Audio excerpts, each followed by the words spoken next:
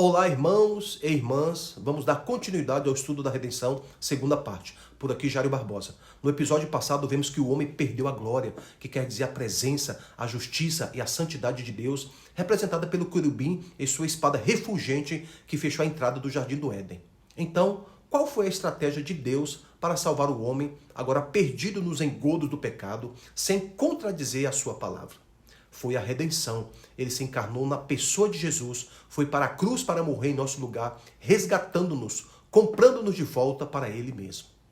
Com efeito, quase todas as coisas, segundo a lei, se purificam com sangue, e sem derramamento de sangue não há remissão. É o que está registrado em Hebreus capítulo 9, versículo 22.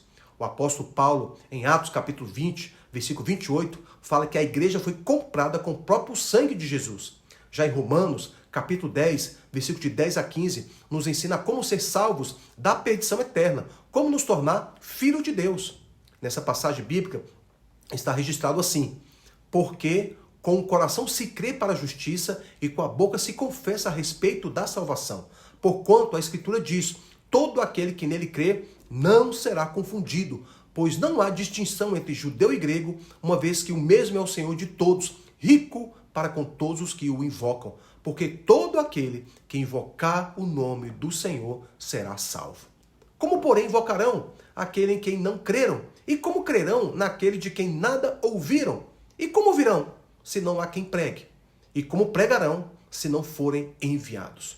Como está escrito: quão formosos são os pés dos que anunciam coisas boas. Aqui vemos duas ações para receber a salvação. A primeira é crer com o coração. Como? Elevar os nossos pensamentos a Deus e orar, pois é Ele que te capacita a ter um coração de crer. E crer aqui é no sentido de receber Jesus para si, não no sentido de existência, não é esse crer. No mundo está cheio de pessoas que sabem que Jesus existe, então eles creem em Jesus, mas o crer aqui é receber Jesus como seu único Salvador.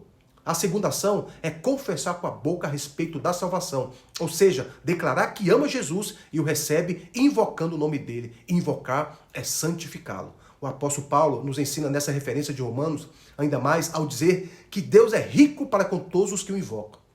Invocar é chamar em alta voz, é bradar audivelmente ou no espírito, é dizer: Senhor Jesus, ó Senhor Jesus. No Antigo Testamento podemos ser ajudados ainda mais nessa questão. Em Jeremias capítulo 33, verso 3 está escrito: invoca-me e te responderei, anunciar-te-ei coisas grandes e ocultas que não sabes. Então, nessa passagem, vemos que ao invocar o nome do Senhor diariamente, Ele nos revelará coisas grandes e ocultas que ainda não sabemos.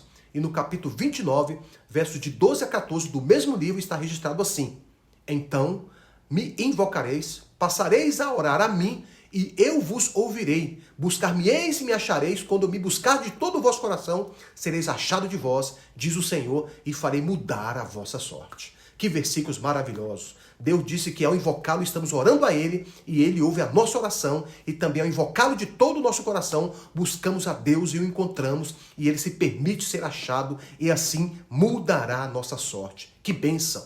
Ainda falando sobre invocar o nome do Senhor, em Salmos capítulo 17, versículo 6 diz: eu te invoco, ó Deus, pois tu me responde, inclina-me os ouvidos e acode as minhas palavras. Em Salmos capítulo 56, versículo de 9 a 11, vemos: no dia em que eu te invocar, baterão em retirada os meus inimigos. Bem sei isto, que Deus é por mim. Em Deus, cuja palavra eu louvo, no Senhor, cuja palavra eu louvo, neste Deus ponho a minha confiança e nada temerei.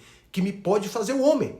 Já no capítulo 50 de Salmos 50, versículo 15, invoca-me no dia da angústia, eu te livrarei e tu me glorificarás. Lá em Lamentações de Jeremias, capítulo 3, versículo 55, da mais profunda cova do Senhor, invoquei o nome do Senhor. Ele ouviu minha voz, não esconda os ouvidos aos meus lamentos, ao meu clamor, de mim me aproximar-te, no dia em que te invoquei, disseste, não temas.